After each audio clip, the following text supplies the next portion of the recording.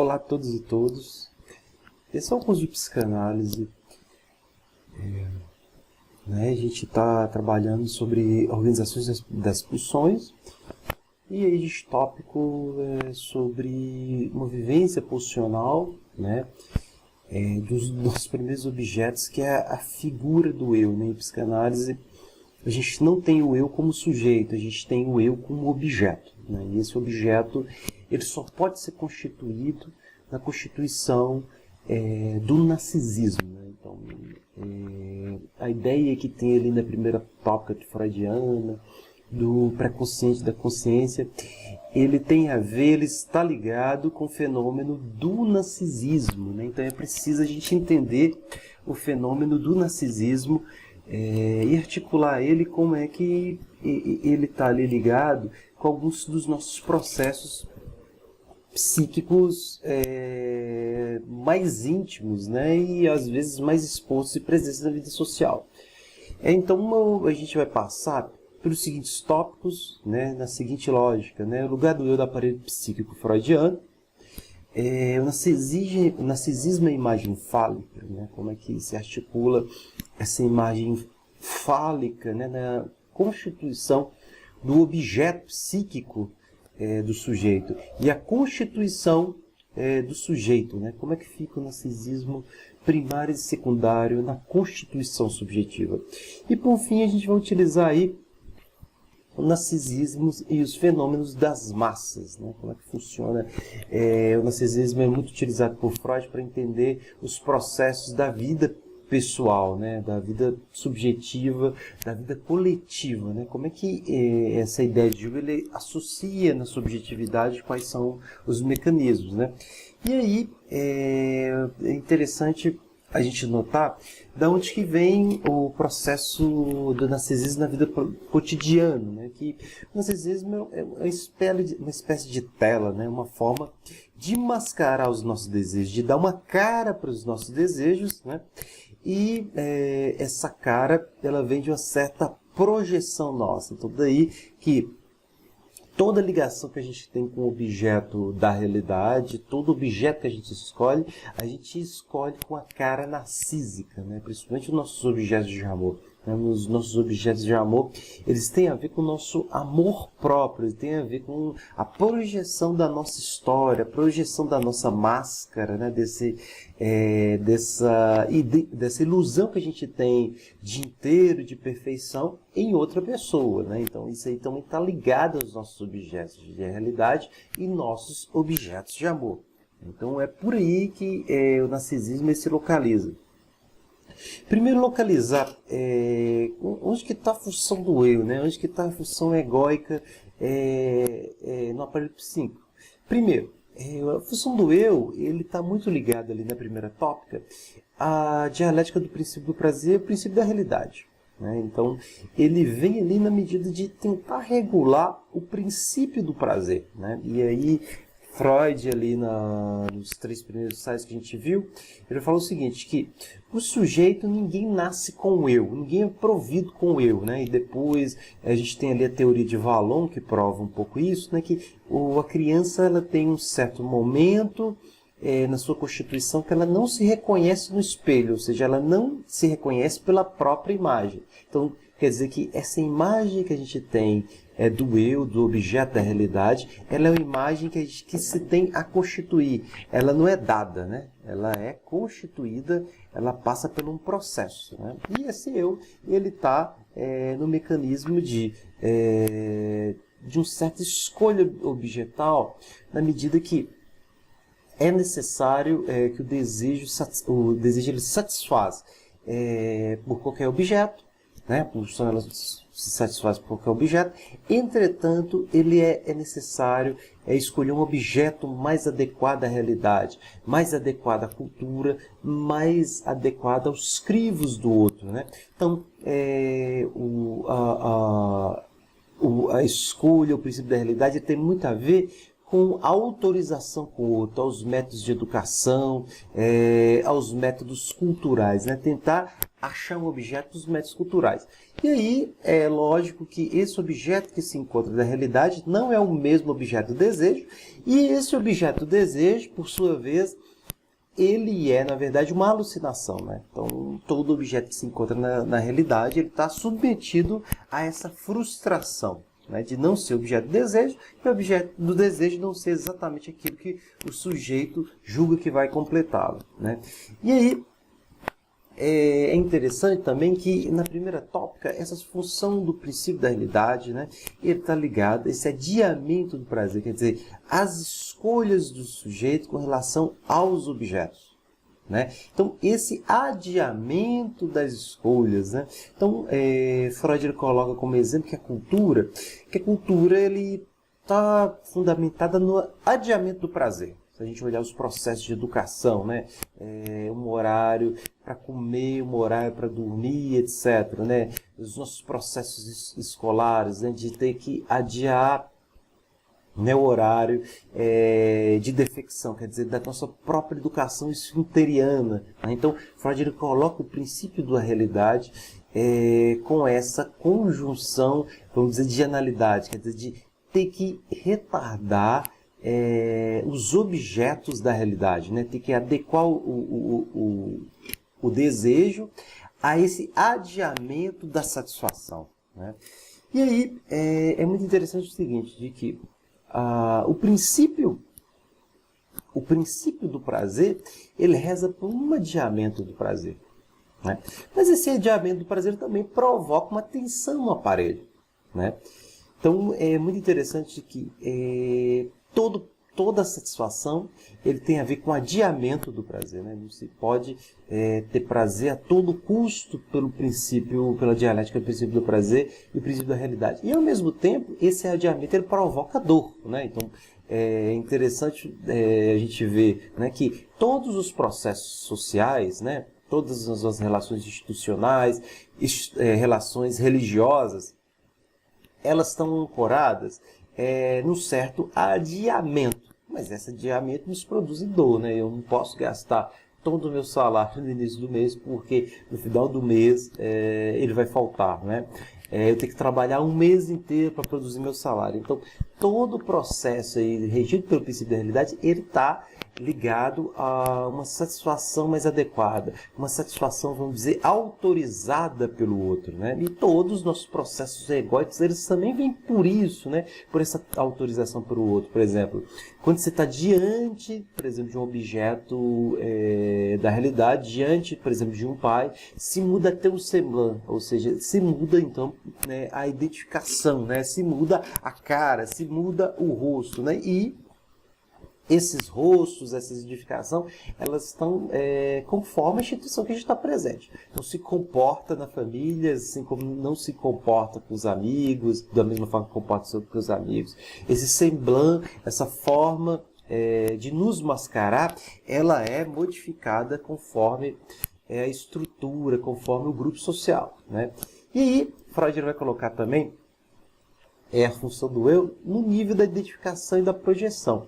Freud vai definir a identificação como o nosso laço mais arcaico com o outro, né?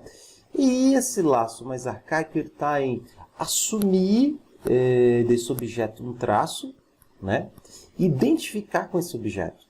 Assumir com esse objeto de amor um traço, ele tem a ver com um objeto oral, quer dizer, com um certo canibalismo, né? De assumir um traço ali do objeto e se identificar com esse líder, e ele tenta ver com uma identificação secundária, né? De produzir ali com os meus iguais um certo caráter de iguais, de fraternidade, né? A partir de um traço, né? Que ali é muito típico nesses processos de massa, né?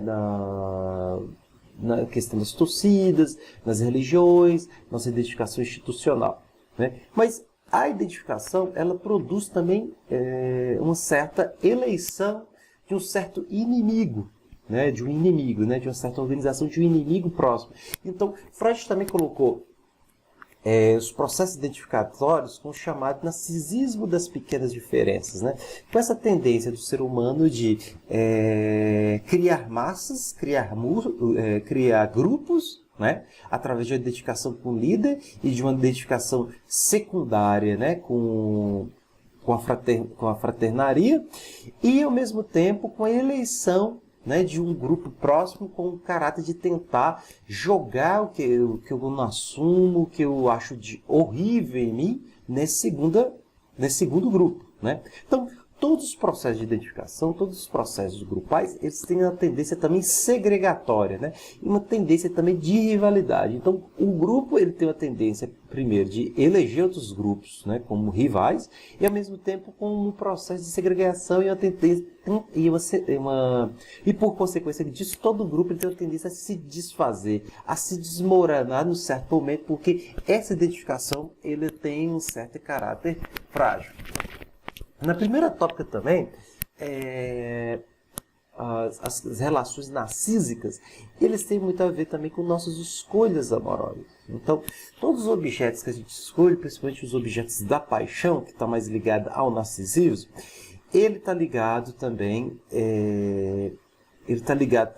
a um certo objeto de identificação, né? Na medida que quando se ama, se constrói uma realidade com o objeto, mas se projeta com esse objeto a nossa história, né? Então, o objeto é como se fosse uma tela que o sujeito projeta a própria história, né? Um objeto eleito que o sujeito projeta a própria história.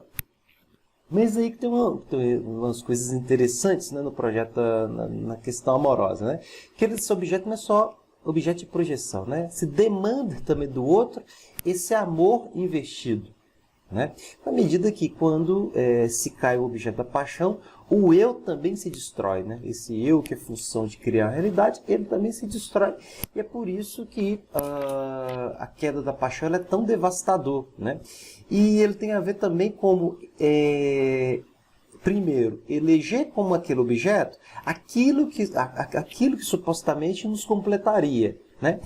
E nos colocar do objeto aquilo que completaria também aquele objeto. Então, todas as funções também do eu, os objetos do amor, eles têm também essa ilusão narcísica, né? De primeiro, de esperar que aquilo ali, aquele objeto, seja aquilo que nos vai completar. E nos identificar como aquilo que completaria o objeto de amor, objeto com a paixão, etc. Né? Então, todo objeto do amor ele vem com esse gosto. Então, é o seguinte, né? A constituição do eu, ele vem ali do autoerotismo, né?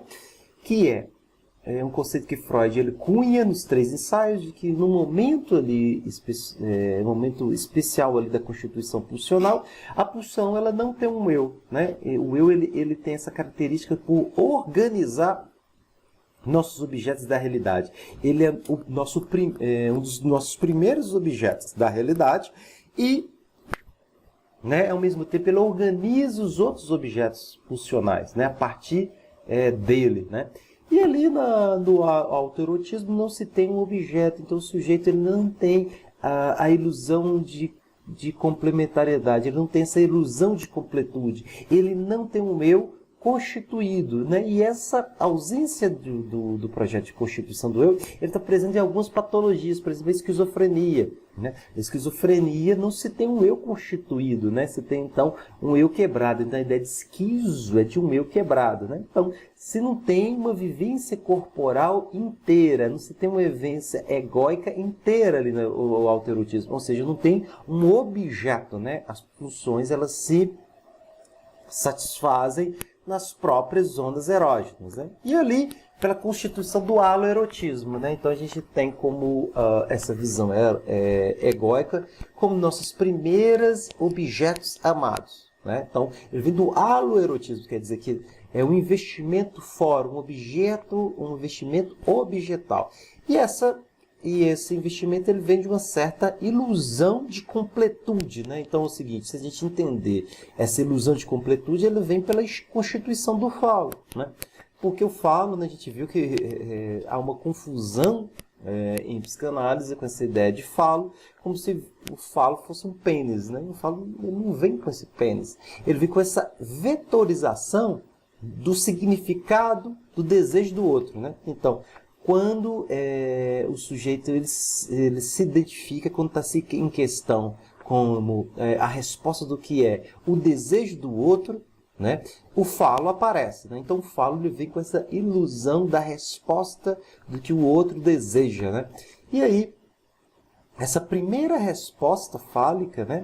O falo ele vem então vetorizando essa resposta narcísica, né? De que eu sou ou eu tenho exatamente o que o outro deseja, né? Então por isso que o narcisismo ele é uma mansão, né? Ele é uma casa de vidraça, né? Ele é uma mansão de vidraça na medida que ele é sempre frágil, né? Que as nossas conjunções egóicas, identificações, elas podem ser quebradas o tempo inteiro, né? Na medida que é impossível ser o que o outro deseja, né? E que muitos sujeitos ficam presos nessa ilusão egóica, né? De ser ou ter exatamente o que o outro deseja, né? E se iludir que o outro é aquilo que ele deseja. Então ele vem com a imagem narcísica, ele está ligada a essa essa falsa ilusão de completude com relação ao desejo do outro e é vetorizado pelo falo, né? Então nossos objetos narcísicos, nossos objetos da realidade, a nossa própria objeção é isso, né? Então, por exemplo, com relação à nossa própria imagem, ou o sujeito ele está, né, sempre inflada ou então sempre em decadência. Então, sujeitos muito egóicos, com essa imagem muito narcísica, ele sempre está nisso, né? Nessa oscilação entre ser o que o outro deseja ou então não ser o que o outro deseja. Então, as questões de a autoestima ele também está ligado também a destruição dessa autoestima, né? Então, se tem uma ilusão em psicologia de que uma autoestima, né, um amor à própria imagem é um amor saudável. E a gente tem na psicanálise de que o amor subjetivo, na verdade, é o amor à nossa própria história, né? Na medida que deve-se primeiro tirar sentido desses fracassos amorosos, desses fracassos objetais, para criar algo da nossa própria história e promover esse amor à nossa própria história. Então, o amor em psicanálise, né, tem uma diferença ali entre o amor da nossa imagem e o amor da nossa própria história. Entretanto, né, amor à nossa própria imagem, amor ao nosso eu, ele é importante para a nossa autoconservação e na nossa vida social. Ele é importante. Então, é o seguinte, se tem então a constituição dessa imagem, né, por uma própria projeção do narcisismo dos pais, e isso que Freud chama de narcisismo primário, né? Então, há nos pais ali, né, uma certa ilusão egóica, né? Então a gente pode pegar isso como um protótipo de vinda de uns filhos, né? A vinda do filho ele vem com uma certa com a forma de tamponar uma certa ilusão narcísica de que a nossa vida é para sempre, né? E de que supostamente o filho ele vem completar como prolongar a nossa existência, prolongar a nossa história, né? Pela ideia de prole, né? De que poderia. E aí é interessante o seguinte, de que esse narcisismo dos pais, ele vem com uma espécie de que os pais projetam ali naquela criança, né? Naquele bolinho de carne, né? Que ali do autoerotismo, que não tem ali uma projeção inteira, como Sua Majestade o Bebê. Então Freud chama isso de Sua Majestade o Bebê, né? Quer dizer, a projeção da própria história, a projeção ali da criança, a projeção de completude dos pais, da história dos pais naquela criança, né? E aí o que vai acontecer? Você tem ali a criança ali, ele está numa espécie de autoerotismo, você tem um objeto. E a criança então se identifica, né, como esse objeto pleno dos pais, né? Eles se identificam com essa imagem plena que os pais dão. Então é o seguinte, a primeira identificação que a gente tem narcísica é uma imagem apontada para o outro, de que, que a gente é exatamente o que completa o outro, né? E não é que, então, o seguinte, a nossa primeira imagem, a nossa imagem que a gente tem, ele vem desse engodo, de que a gente é o que completa o outro, né? E a gente está exatamente nessa posição que, de certa forma, é um congelamento, né, do desejo do outro, né? E o que a gente é. Né? Então, ali, nesse primeiro narcisismo, nesse narcisismo primário, é, na verdade, assumir a imagem, né, do que os pais nos apontam, né, do que a gente é, essa imagem completa. Né? E não necessariamente é isso. Vem de um engodo do que ninguém é exatamente o que o outro deseja. Né? Ele vem desse engodo. Né? Primeiro, ele vem, então, dessa proposição, que posteriormente a gente vai ver que em Lacan, que o eu é um outro. Na medida que o eu, ele é a identificação desse desejo do outro, dessa história do outro. O eu é essa história do outro e o sujeito ele fica preso, né, nessa ilusão egóica de ser essa imagem e semelhança do outro, de ser essa visão perfeita do outro. E a criança se identifica com ela. Então a gente tem o nosso primeiro objeto, né, essa identificação com o desejo do outro, esse engodo de ser objeto com o outro. E, de certa forma, ela não deixa de ser uma prisão, né? De que aquilo que, essa tentativa egóica de ser o objeto do outro, ele sempre vai cair ali, né? Numa fragilidade, né? Porque isso não se sustenta, né?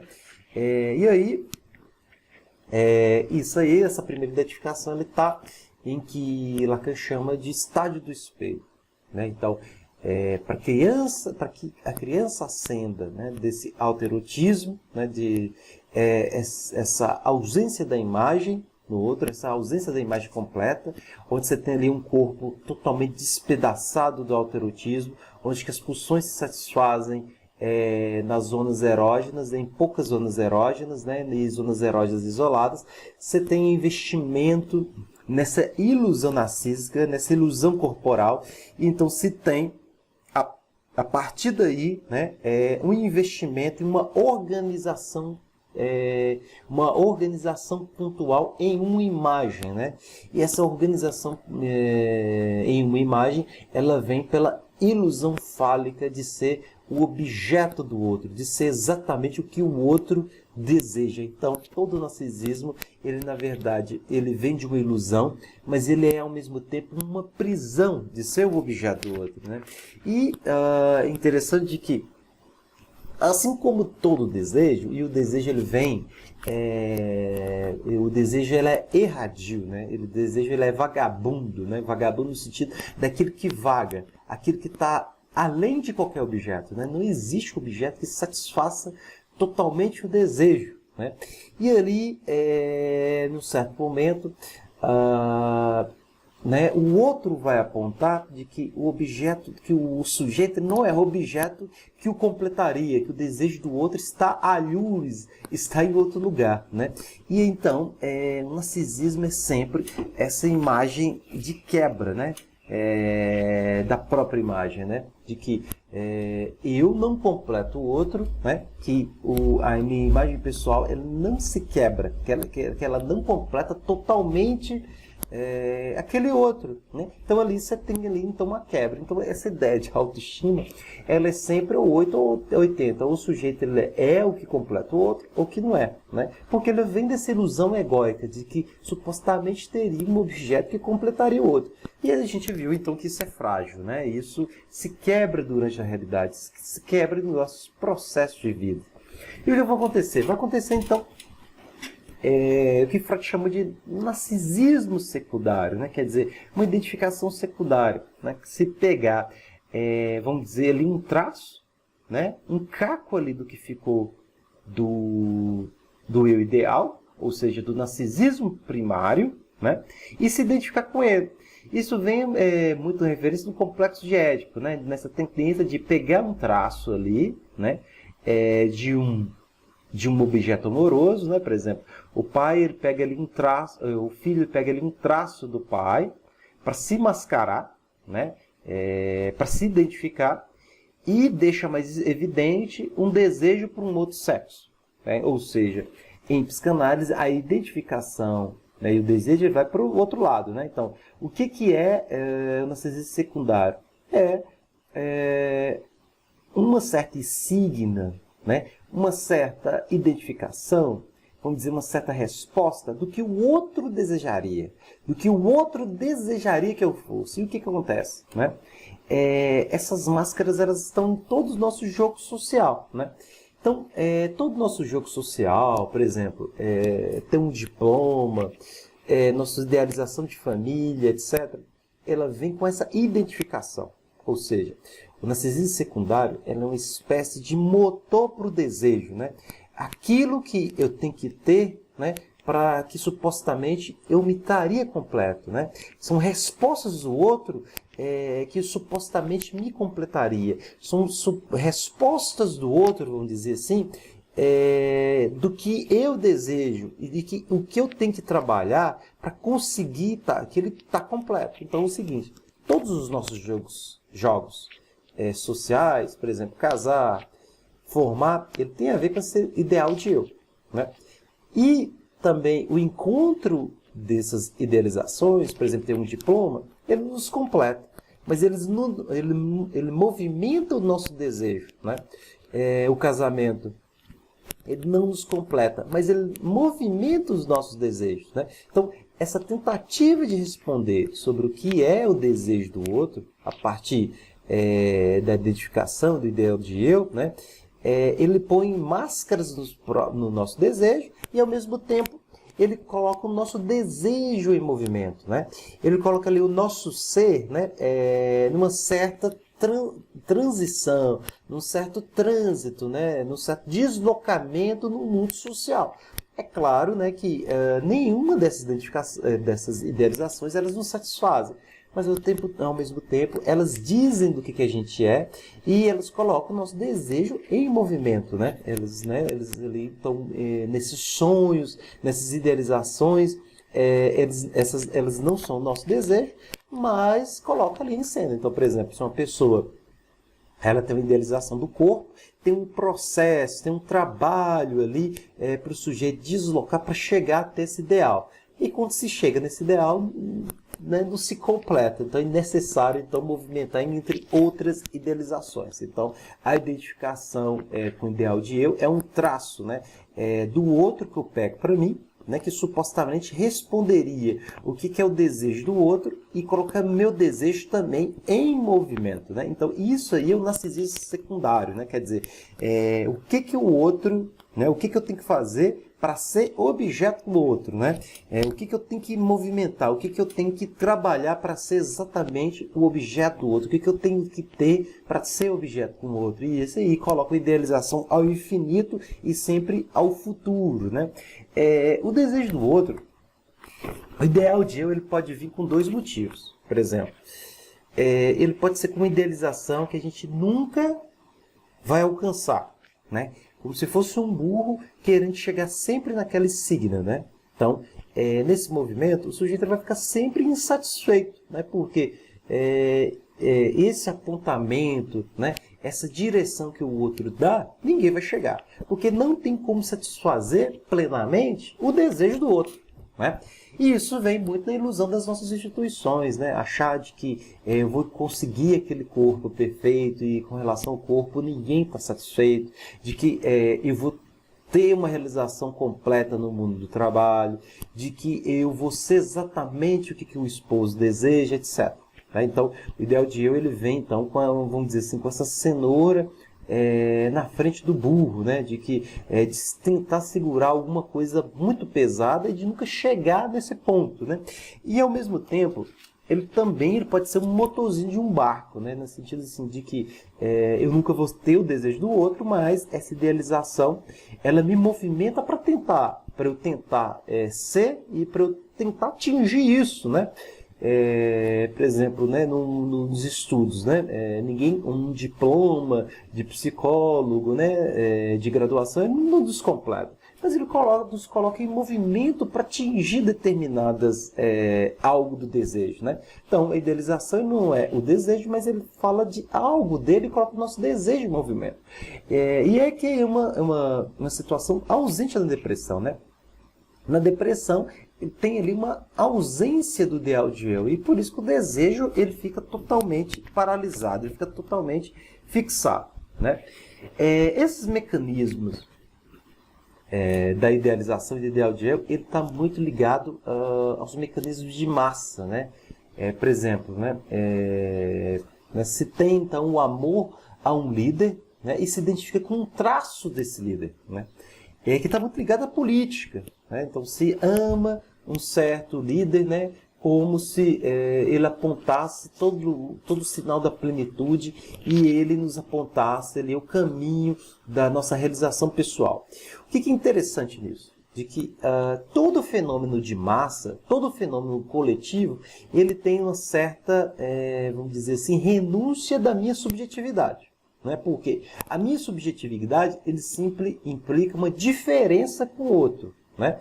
E os fenômenos de massa não. Ele tem a ver com a nossa identificação, ou seja, a de uma renúncia subjetiva, né? De me renunciar subjetivamente em torno da massa. E todos os fenômenos coletivos, ele está presente, em muitos fenômenos políticos ele está presente, né? De renunciamento de diferença, de renunciar às diferenças e a nossa própria história para poder se identificar com a massa, né? Se identificar com o outro. Então é o seguinte, esse processo de idealização em massa, ele vem como a identificação com o líder e de minha própria renúncia subjetiva para estar de acordo e ser tal e qual às massas, né? De ser tal e qual a um grupo que eu me identifico. E sem contar que todo grupo que eu me identifico, ele vem com uma certa segregação, né? E ele vem ali, o romance de George Orwell, né? Ele vem com isso, né? De uma certa revolução dos bichos. Vou deixar aqui o link aqui do lado para a gente poder entender isso melhor, né? De que os animais eles são sempre iguais, mas uns mais iguais que os outros, né? Ou seja, né? Quando se elege um grupo amado, né? E se elege, vamos dizer ali, um inimigo, né? A tendência então é de se criar cada vez mais diferenças, uma segregação cada vez maior, né? E ao mesmo tempo toda hora criar cada vez mais inimigos, né? E esse próprio processo de identificação cada vez diminuir, né? E sempre criar mais opressores, né? Porque pela ideia de identificação, né? Todos são iguais e eu demito a minha identificação subjetiva e demito a minha própria história, né? E tem ali a ver com o nazismo, né? De que em muitos processos do nazismo as pessoas começaram a renunciar à sua própria história a favor da identificação, a favor de uma ilusão de plenitude, né? Você tinha ali no nazismo a ideia de que Hitler ia conduzir a Alemanha para um futuro perfeito, etc, né?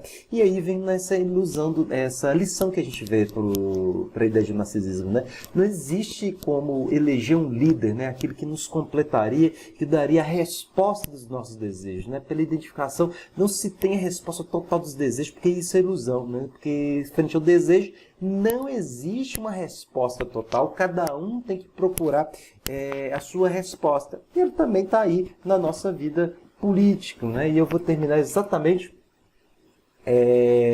com a resposta de Orwell, né? Que esse processo coletivo, nos processos da identificação, é um processo da nossa vida animal, né? Vamos dizer, da nossa vida das massas, né? Da nossa espécie, né? Quer dizer, de a tentativa de se identificar com certa raça humana, né? E né, toda vez que eu tento identificar com a raça humana, eu tento identificar cada vez mais com grupos que eu posso me identificar. Esses grupos cada vez vão diminuindo e a segregação aumenta cada vez mais, né? Com essa ideia de identificação que os animais são todos iguais, quer dizer, o homem nesse processo dele animal, de identificação com o outro, de identificação com a manada, eles são iguais. Mas